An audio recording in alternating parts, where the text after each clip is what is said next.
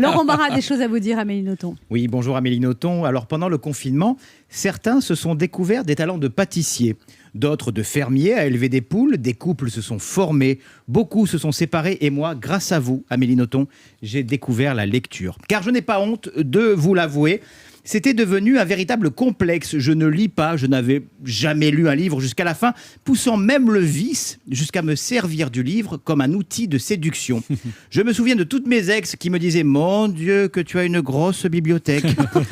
Épaté par la quantité de livres que j'ai chez moi.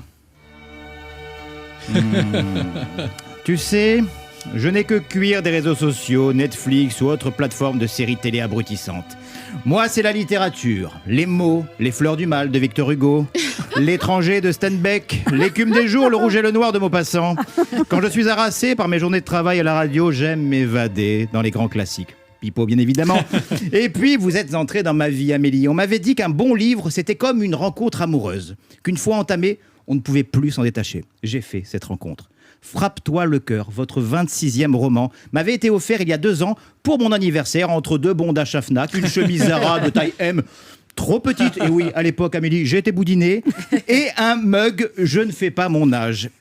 Il a été mon compagnon les 2 premières semaines de confinement. Vous avez été ma compagne. En tout bien tout honneur, je vous ai dévoré, j'ai voulu tout savoir de vous, votre look, vos origines, touché par votre dépendance presque viscérale à l'écriture.